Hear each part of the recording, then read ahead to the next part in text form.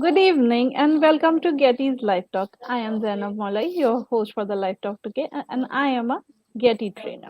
So, Global Education Training Institute is one of the most premium training institutes of the country, and we provide two types of training: one for the teachers who are already in service training, and one for aspiring teachers, the pre service teachers training. Thirdly, we have this platform where we hold these live talks with the name of Detox by Getty. And we have hosted more than 1,000 talks. And we have had various people from around the world on our forum. And for example, we have had educators, edupreneurs, innovators, and they have shared their ideas on our platform in order to disrupt education and bring about the change in the education system. And we are driven by the a vision of our founder director, Dr. Sunita Gandhi. She is working towards this movement of disrupting education and bringing about the change in the system of education. We are highly pleased to have with us Dr. Pratiksha Dixit. A very warm welcome to you, ma'am. She is the principal of Springfield School, Muradabad, Uttar Pradesh. She is having a composite experience of 30 plus years of CBSE and ICSE affiliated school. She holds a PhD in education, MSc in zoology, MA in education, and B.Ed, diploma in Sanskrit, COVID, and several other degrees to name, accomplished the International Certificate Career Coach Program, founder level organized by Mindlander. To name her few achievements, she has got the award of Rashtriya Shiksha Ratan from CED and GTE, Humanitarian Award 2020 by CED, Guru Nishad Samman by CWSIR, Shaurya Samman, etc. Best Principal of the Year 2021 by Global GRKQ Speakers Forum, SKEDUX Award of Honor. Her few of her professional achievements. She has presented and published papers and articles, including UGC and Scopus Index Generals in various conferences and seminars at national and international level. A grade holder in Sampurna Sashaktra Abhiyan, organized by UGC New Delhi in the year 1997. Gold medal winner for Best Teacher Award by Kala Bharati Child Art Institute, Aurangabad. These are few of her achievements. I'm not reading out the whole of it. She is having a huge number of it. And she holds a membership and association with Zonal District CEIRI, lifetime member of Executive Council of GTE and CED Foundation, National Coordinator of CED Foundation, National Secretary and State Secretary, Uttar Pradesh Chapter of CEAM, Council of Education and Administrative Management, Executive Member of ENO, Environment Online, Act Now, India. So today we are very pleased to have Dr. Pratiksha amongst us. A very warm welcome to you, ma'am. And today she will be speaking on the topic teacher sensitivity, the pop-up paradigm to quality education. Over to you, ma'am. Thank you so very much, Janab ma'am. My first of all, my greetings to revered organizers, especially Dr. Sunita Gandhi, respected dignitaries and esteemed participants who all are present in this program, viewing this program. I feel honored to be a part of GETI, where we are here to discuss about teacher sensitivity and quality education. We have taken our first step towards Sustainable Development Goal 4 by coming together on this platform for the great mission and discussing about disruptive education. Albert Einstein said, I never teach my students, I only provide the conditions in which they can learn. How is he connecting teaching to quality education?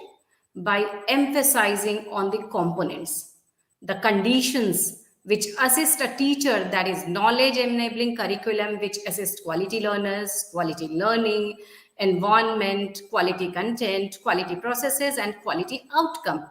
So here it shows how teachers who are associated with the students, how they lead them to achieve the goal of quality education by having association with them regarding personal approaches, and then regarding concerning about their academics, social or emotional concerns, and making rapport with students regarding values and life skills. So now how to correlate the development with quality education. So, in this regard, first of all, when an all-round development takes place in certain aspects, what are they? First is learner's holistic development. Second is the development of learner, development in terms of mentors having quality ability of transfer of learning. Then development in the procedures and planning, and lastly, development in physical and psychological learning environment. So then we say that the goal of quality education has been achieved. So only one factor is not enough for this. Now let us discuss what are those factors, a combination of various resources. That is, first one is, as you can see here in the slide, is physical resources. That is, equipment, materials, supplies, facilities, and infrastructure. And then comes financial resources, that is, of course, funds, and human resource, that is, including teachers, support staff, students, parents, and community members who all are responsible for planning and organizing, coordinating, and various activities regarding the same. So, out of these three resources, teachers are the human resource, the connecting link between students and the physical and financial resources. So the other two resources are useless if the teachers are not aware and sensitive towards their duties, despite the efforts made by governments. Responsibility in teaching requires teachers to be accountable to their students for teaching acts, to be fair, to be trustworthy. And responsiveness is specific to each encounter that a teacher has with a student, and suggests a moral responsibility to the well-being of student inherent in each act, a responsibility that is oriented to the personal development of the child. So I think a good teacher, qualified teacher, sensitive teacher can bring in the system of quality education by adapting and adopting changes in four areas. What are those four areas? Let us see. So first one is the responsive curriculum. A responsive curriculum to be adopted by the educators, addressing the changing needs of students, bridging the gap between universal knowledge and theories and contextual oriented or continuously changing practical knowledge, realities of our daily life. It should be in the form of fertile questions yet to be asked and answered, issues which are yet to be thought of, and I can say technology which is yet to be invented. How it can be done by connecting with the students with joyful activities. And if not of this kind, what will happen? It will lead to boredom, disconnect, and ultimately learning deficit. Means it is about reimagining the curriculum beyond the boundaries of four walls and beyond the aspect of 3 R's, that is reading, writing, and arithmetic. It is to reassess foundational literacies and numerical competencies, in fact, for the future generation, without creating a feeling of competition among the learners. We don't have to create an environment of competition, but we have to build up their competencies. It is to embrace the 5 C's, that is critical thinking, creativity, collaboration, communication, and coding. And traditionally, teachers have been paid for skill in imparting knowledge, which is now outdated. The teacher's role is now about teaching how to work effectively by reskilling and upskilling themselves. Now, let us see the second aspect, that is innovative pedagogy. Innovative pedagogy means teachers should know why and what to teach so that the learners can learn themselves. What kind of meta skills, metacognitive skills to be used to enable learners to learn by self-paced learning with independency, by self-organized way, by giving them the academic ownership. The main focus of teaching pedagogy should be the development of competencies, as I said earlier, including problem solving, reflective learning or socialization, team working, collaboration, cooperation, critical thinking, autonomy. Many things are there. So new education policy also accentuate on the use of innovative pedagogies by teachers in the form of thinking based learning. Means what, why, and how. competency-based education, interdisciplinary, multidisciplinary, and transdisciplinary approach, project-based learning, cooperative learning, constructivism approach using 5 E's, that is, engage, explore, explain, elaborate, and evaluate. Of course, mixed reality and AI based experiences will be leading the experiences now, using blended mode of learning, flipped classroom, digital pedagogy, what we are using right now these days. And yes, design thinking approach, scaffolding. Now, teacher is not a sage on the stage, neither a guide by the side, but a facilitator, a scaffolder. Coming to the third point, that is assessment by a teacher. A teacher should focus on assessing the learning of learners, not it should means teacher should not examine the mistakes of the learner, but what the learner has learned, in fact, what he has actually internalized, how are they transformed, the way they are communicating, style of presentation, how successfully are they formulating and correlating with unknown knowledge through conversation with the students, within students, and thus transforming with others. And last one is the implementation, that is with all sort of improvisations with the scope of modifications based on the need of individual student. So if we are taking care of all these aspects, right, like this pandemic has taught us, why wait for a crisis? Change it now. Only change is the only constant.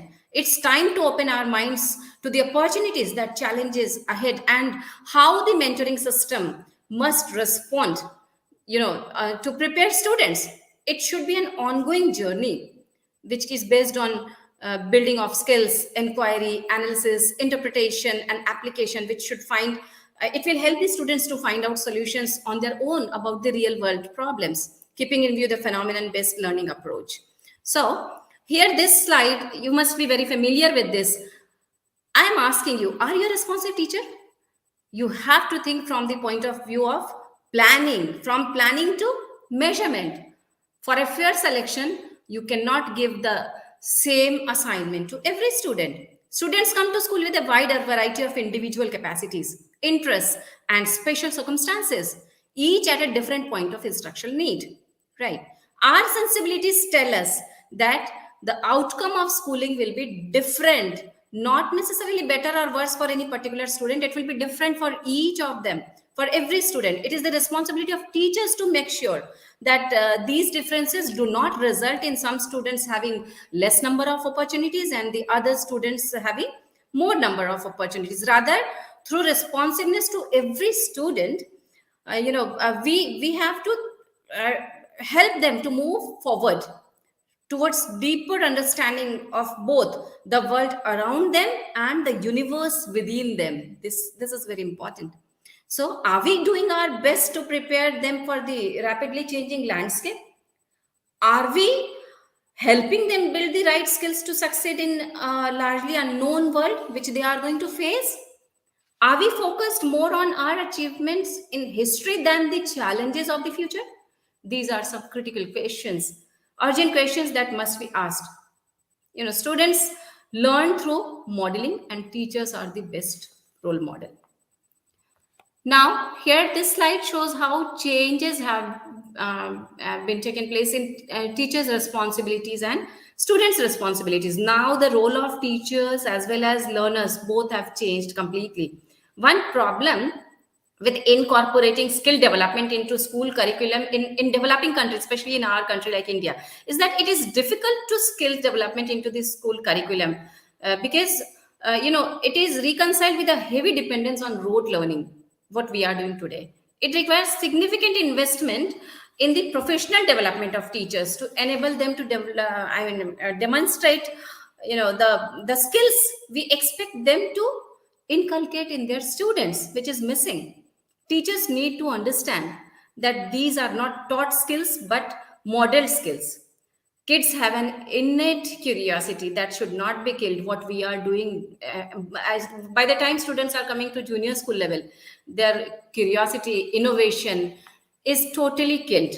So we have to see to these things. So these are the same things, changes in teachers role and learner's role. So now we are moving out of an informative age into a conceptual age, a time where people who design, people who create, who see the big picture and can synthesize vast amount of input are who will lead us forward.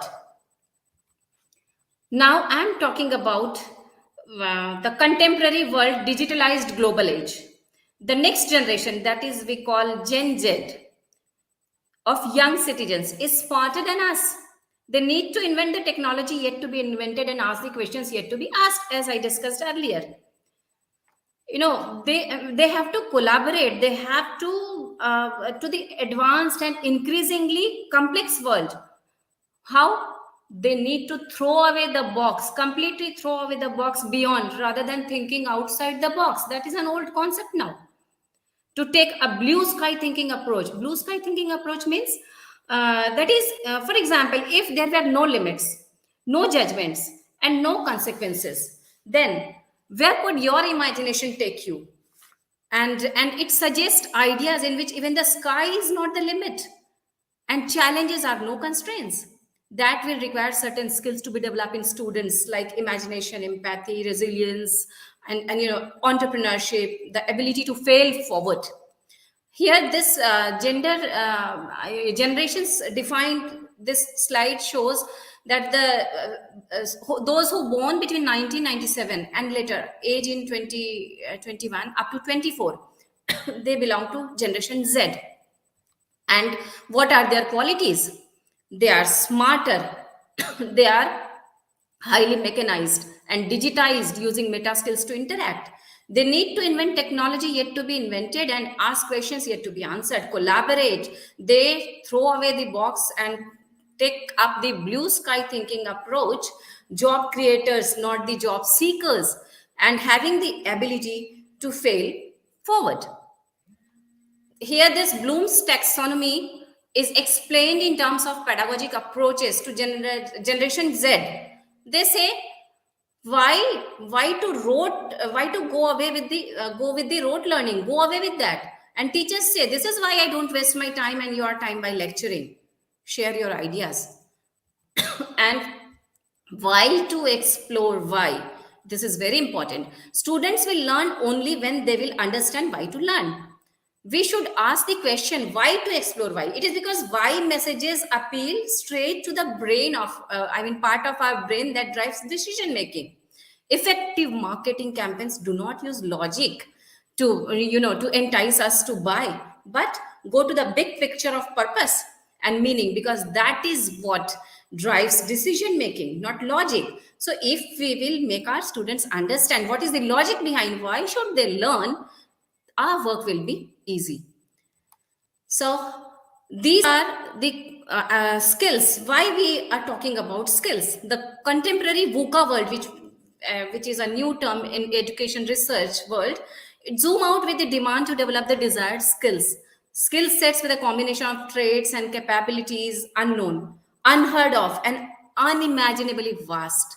The future generation will be multitasking, fast-paced, highly mechanized and digitized generation, which will use meta skills and metacognitive skills to interact far beyond the cognition of present generation. Imagine at what pace our skills need to be reshaped to cater to our future generation. The teachers of the present will shape our future. So it is important to look forward the most recent developments in learning. We need to dwell in the present, but fly towards the future in thoughts and ideas. That can happen only by living in 21st centuries, but planning for 22nd centuries. That's why we are talking about components of life skills, that is 21st century skills, which consist of 4 C's, IMT, and flips, that we have already heard a lot about these things. And my take is, skills to be developed in generation Z is 21st century skills along with 22nd century skills, because we are doing a lot in this direction, that is 4 C's, that is communication, critical thinking, creativity, and collaboration. Now, what is the need of the time? With one eye on the review mirror of the past and one eye on the windshield of the future, and both hands on the steering wheel, while developing the 21st century skill what just now were shown among the learners: communication, critical thinking, creativity, and collaboration. The four 22nd century skills, that is care, connection, culture, and community. So care means instilling in our students the need for both mindfulness and heartfulness. Connection. Connection means importance of connecting and stepping out of their insular comfort zone and into their open discomfort zone. The third C, culture, needs to be model cultures of joy, happiness, positivity. And the fourth C is community, to be associated with, to promote peace and understanding, ownership, and to be a global citizen.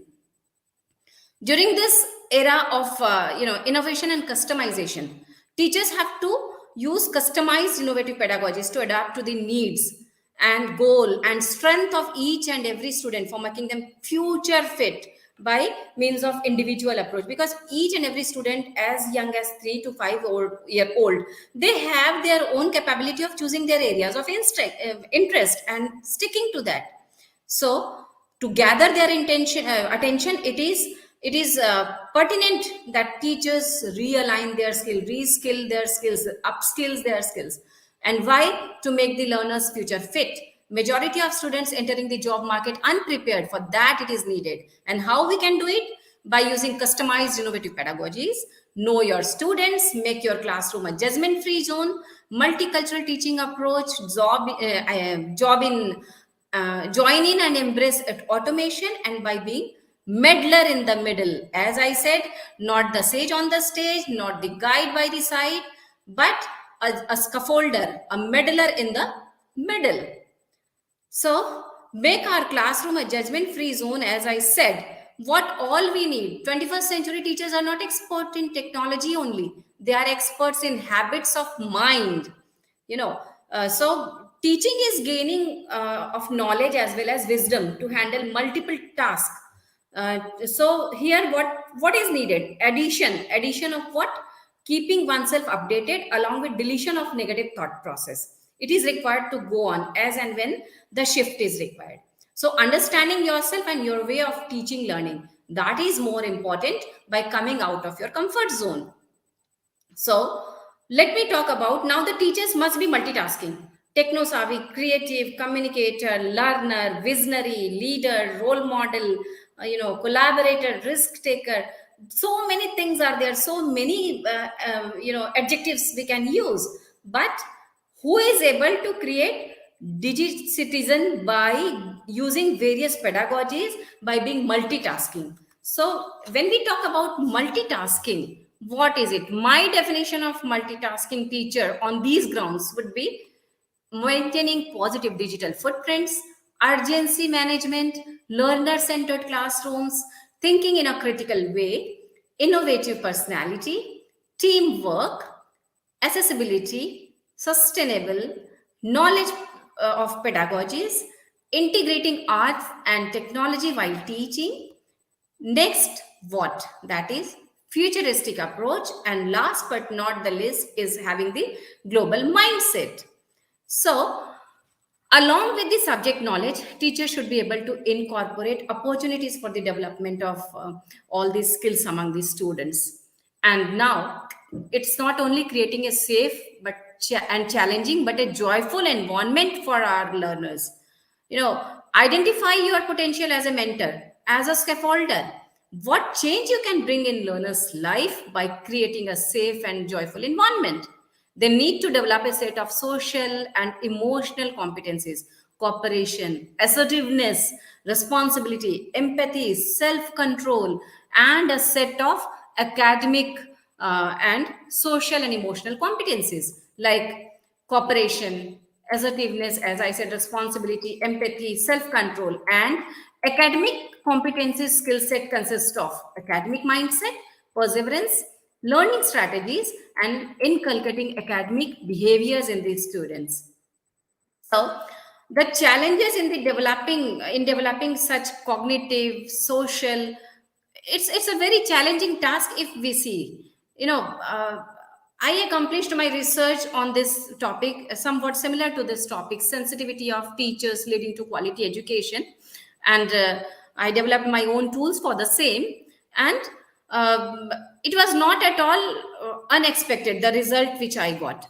Model summary, ANOVA, and coefficient tables, as you can see, the result over here, were prepared to check the data by using a statistical approach, that is multiple regression.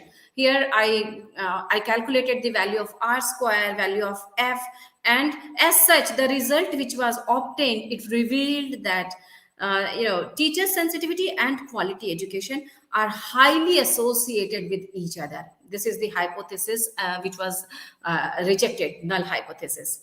So now I would like to say the past was divided with teachers and content divided by subjects, and students separated by expectations of their future career prospects. It was fixed. Nowadays, education is becoming more and more integrated, with an emphasis on the I can say interrelation of subjects and the integration of students. It is also becoming more connected with learning closely related to real world context and contemporary issues, and open to the rich resources in the community, becoming project based and helping students to think across the boundaries of subject matter disciplines.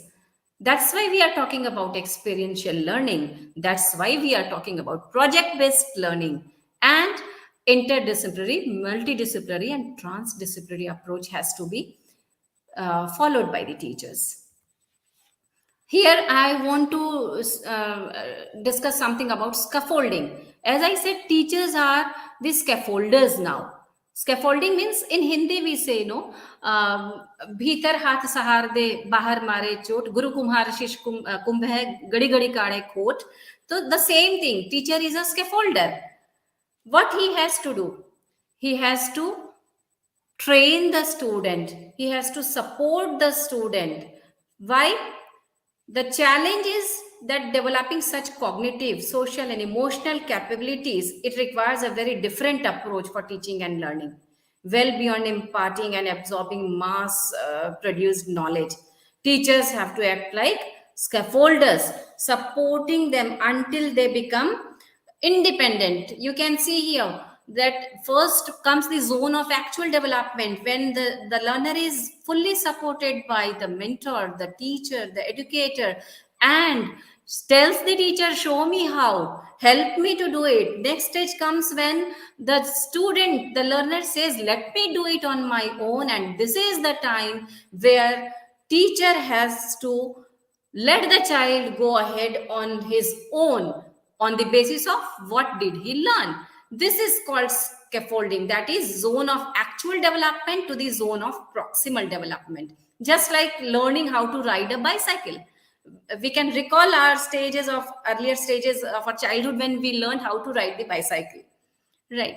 So now I would like to tell you one thing about all those things what we have discussed till now. The basic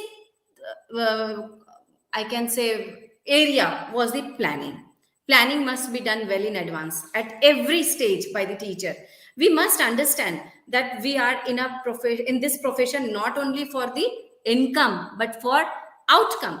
It is our real earning if we could succeed in helping the students to achieve their learning objectives. LOs, very very important, as emphasized by new education policy also. Remove L from learning, and what is left out, that is earning. This is our real earning for the teachers, for the mentors, if the students are global citizens. So just like education system in Finland, we have to make it intellectually attractive rather than financially attractive. That is more important. The challenges look unapproachable, I can say, but the task is not at all not about making the impossible possible, but it is about making the possible attainable. How we can attain this? We have to make planning for that. And so we have to remember 6 golden rules. That is, prior proper planning prevents poor performance, and it is applicable at each and every stage. So we can say that paradigm shift in education says don't limit a child to your own learning, for he was born in another time, as said by Gurudev Rabindranath Tagore. So, in summary, I can say that time, space, and geographical constraints will be completely eliminated in education in the days to come. Life is a new playground, and design skills are the new games. Let's have an expertise into it and complete with, you know, compete with ourselves, I should say, and to become a better version of ourselves by completing all the aspects we have discussed just now. With NEP 2020, educators will have a chance to sustain these exact same changes in the way education is pursued in India post COVID. A key area of work under NEP is changing the nature of teaching, where educators will be engaged to lead the change. Technology will never replace great teachers. If I will go through the summary, you can see students need different approaches, not pre-internet. The modern educator is facilitator, coordinator, mentor, and guide. Teaching isn't about giving information. Information is already out there. If we'll ask students to read the books on their own, of no use, because Google is already available to them. They can fetch information of all sorts. Then what is the importance of teacher? They have to present themselves in a different way, different from Google, different from the other search engines. Then only we can survive, and we can fulfill the aim for which we have chosen this profession. The task is to present it to the students effectively, letting them use it to research for themselves. And how should or could the curriculum change to best support our Generation Z students? Between 2021 to 2050, students who are confident researchers, professional in approach, familiar with workspaces, and flexible and discerning in moving between technologies. So, as said by this education student course, technology will never replace great teachers, but technology in the hands of a great teacher can be transformational. So, it needs to be modified, as technology will never replace. As I said, I want to make a little change in this, that those teachers who are not techno savvy, who are lagging behind in this multitasking world, in the race of being multitasking, they are definitely going to be replaced by techno expert and multitasking teachers. I'm optimistic that together we can disrupt education and we will make world a better place. Let us adapt to the innovative pedagogies proposed in NEP also, and be the torch bearer of the mission. Thank you. Thank you so much. Thank you so much, Dr. Pratiksha. An amazing session. All the things that you have stated, like how to sensitize the teachers for the upcoming education system, the things that are stated in National Education Policy and the SDGs, and like we are already working to achieve the SDG 4, as you have already stated, and we all are putting in efforts to do that. And we are conducting different programs and organizing various events so that the children and the teacher, both of them, are sensitized and they work towards this direction of not only like thinking towards becoming a professional who earns a lot, but a professional who knows, a person who knows how to do things, just not by knowing the bookish thing, but the application of things. So this is our present knowledge, the project based learning, the vocational learning. This is all is on which is there on our trace these days. Especially the policymakers and the school leaders are putting a lot of effort to bring into practice these things. Like you have been there as a school head for and into this field of education since last 30 years, so you might be having a very uh, in-depth knowledge of all these things, as you have done your doctorate also in the uh, same field in education. So you must be having a knowledge of these things, ma'am. I would like to ask you one question. If my audience don't have any questions, I would like to request my audience first. If they would like to post any question, ma'am will be more than happy to answer it. I have a question, ma'am. First, let us take that Yeah. question from the audience. Yes, ma'am, Yeah. please. Okay. What are the teachers' method of environmental study? Okay. How can teacher promote the environmental awareness? Okay. Okay. Thank you so much for an apt question. It is in need of the time. And as far as environmental study is concerned, if we will uh, propose a book, a textbook, that will not work. That is definitely not going to work. It is the practical aspect which has to be dealt practically. For this, first of all, there is a need to develop the mindset. Thought process has to be changed. As I introduced earlier also in one of my slide, purpose is very important. First of all, we have to make the students understand why it has to be done. If they will understand the mean and the meaning and purpose, definitely they will do it. For that, we have to be role model for the students. Suppose teacher is, just one example, I'm giving a very simple example. If the teacher is coming out of the class with the students for the games period or PT period for any other thing, if the teacher makes sure that the lights and fans are turned off, child will definitely pay attention to this thing. Taps have to be turned off if not in use. First and foremost thing is we have to tell them about these things, because sometimes what happens, we know, but due to ignorance we are avoiding to do so. So often on we have to tell these things, we have to tell them why it is important to think about the environment, because we have only one earth.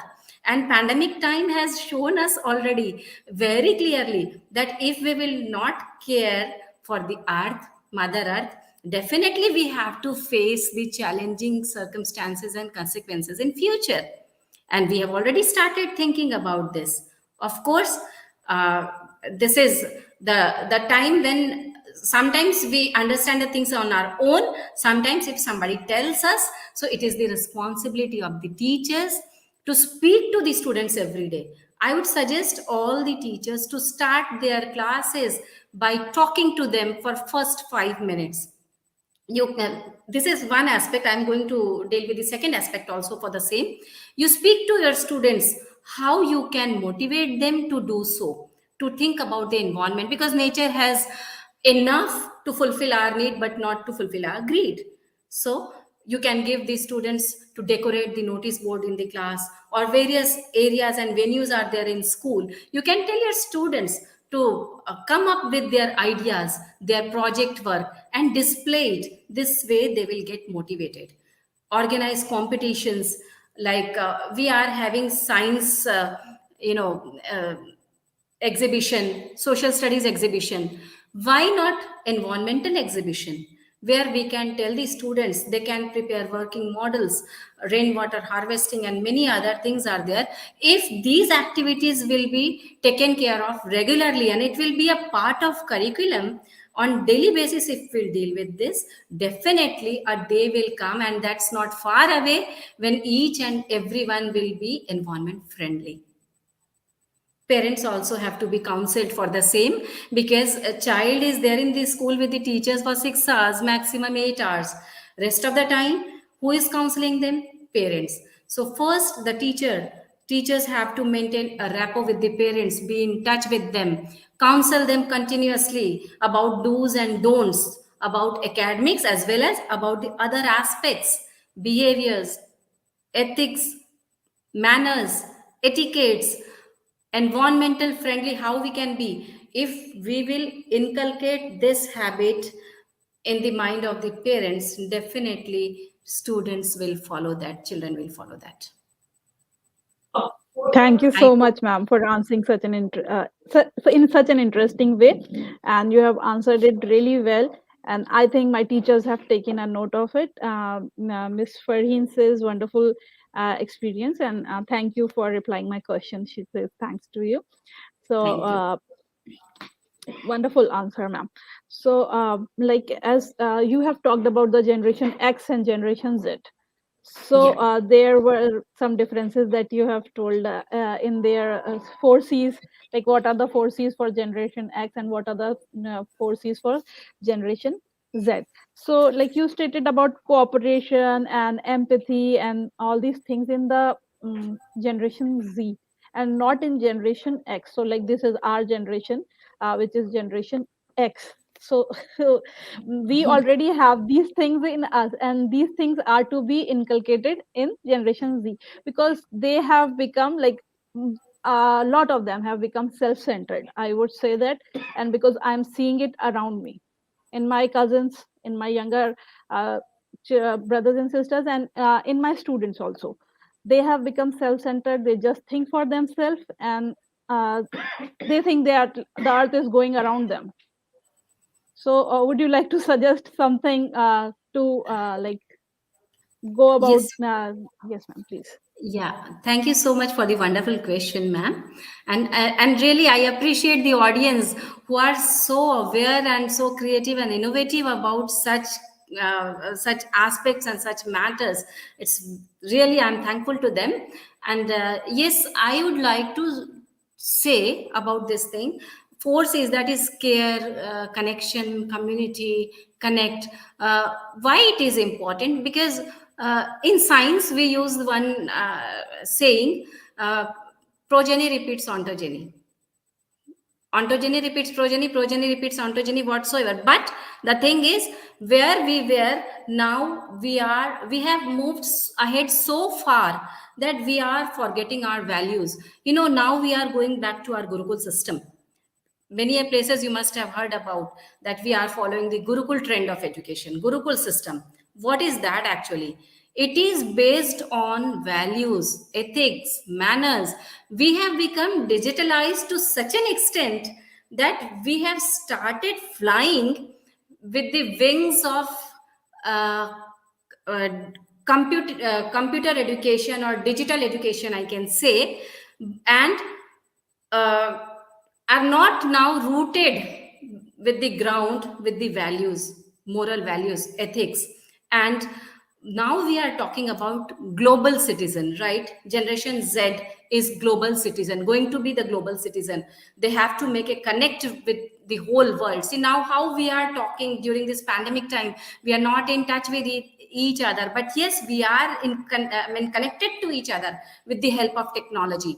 Right. So, how beautiful it would be if technology is merged with the value system and the four C's, that is 22nd century. Because now what will happen? No, by the end of 21st century, what will happen? We will be having a mastery over all the 21st century skills, but we will be forgetting the 22nd century skills. So now it is the responsibility of the educational institution to think in this direction. And that's why we are always talking about collaboration. Interaction in class, what does it mean? It's not simply asking question, one teacher is asking question, one child is giving answer. It is beyond the boundary of classroom. Take the students out of the class in the field. It's not necessary that science can be taught only in the classroom or mathematics can be taught only in the classroom. You can take them out, you can give them some work to do in collaboration, teamwork. What will happen? That the thing which we are talking about just now, selfishness, that will go away. They will learn how to share. This sharing, caring, empathy, compassion, this is very, very important. For which, first thing is, we have to provide the opportunities to the students by giving them teamwork, project work. We can organize, as I said, competitions in school where teamwork can be encouraged. And of course, unless and until and unless there is something, some benefit they will get, they will not work for the same. So you have to give certificates to the students for their good work. Of course, e-certificates can be given, no harm. Even you can plan about organizing an award ceremony. You can felicitate the students. Even what we are doing, we are felicitating the parents during the PTM, parents teacher meet. Who all? The parents who are supporting their kids, their children, motivating them, encouraging them to participate in such programs. And one more thing I would like to tell you, we were talking about being environmental friendly and ethics and values. uh, Generally in every school, birthday of the children, birthday of students is celebrated, right? So what are they doing? They are bringing chocolates and sharing it with the students. That's fine. But along with that, they are, whosoever is having the birthday, they are bringing a sapling to school. They are planting the sapling here in the school garden. They are watering it every day. They are taking care of it as if a parent takes care of the children. And this develops a bond, a connection with the nature, and they think as if it is their own. And that connect, that happiness, that joy, I can't explain you that joy when I see their faces, happy faces, when they are watering the plants in the morning, that ma'am, this plant is by I have brought it, and it is planted by me. So this is, I think this is a good idea if we can go ahead to train our Yeah, this children. is a very brilliant idea. Like children feel associated with the mother nature, as they have planted it, they have got it, so they'll take care of it, and gradually they'll develop some interest towards this mother nature and plantation, and they'll know the importance of it. Like younger ones will understand the importance of plantation and plants and trees around them, but gradually they will, as And you value are. also, Yeah. value system will Yes. also get developed, because they will be planting the trees with their classmates. They are celebrating their birthday in the ground where they are Yeah. planting the trees. So it is developing a team, I mean collaborative atmosphere also, creating an atmosphere of Very collaboration. interesting idea, ma'am. Thank you so much, ma'am, Thank for you. giving us and my fellow teachers who are watching you and other people who are watching you this brilliant idea. They may also apply this in their schools and inculcate these values and these, I would say, emotions in their students. So, uh, would you like to say anything else, ma'am, as we have Uh, come to an end of our I'd session? like to say thanks to uh, GETI, Global Getty, Educational and yes, Training ma'am. Institute, because this is a noble work, such an important issue which is taken care of by you, by giving platform to the educators to discuss about, to get to know about such things. That is very very important, and you deserve a huge round of applause for that. And of course, my message to each and everyone, to each and every educator is, again, only one sentence. As I said, we are in this profession for outcome, not for the income. Income is secondary. If we have chosen it, then we have to do justice with it. Thank you so much. Thank you so much, ma'am. And thank you, my dear audience, who have been with us through this session and they have asked question. And if you feel like asking any question, other not at this time, and if you watch this session later at a later time, you can surely post your questions in the comment box, and Dr. Pratiksha will And of definitely course, ma'am, get thank to you answer it. so much for moderating the session so wonderfully, Janab, ma'am. Thank you so Thank much. you so much. Thank you, ma'am. Thank you, ma'am. Have a lovely evening ahead, and thank you, my dear audience. Bye bye. Thank Stay you. safe. Bye. Namaste.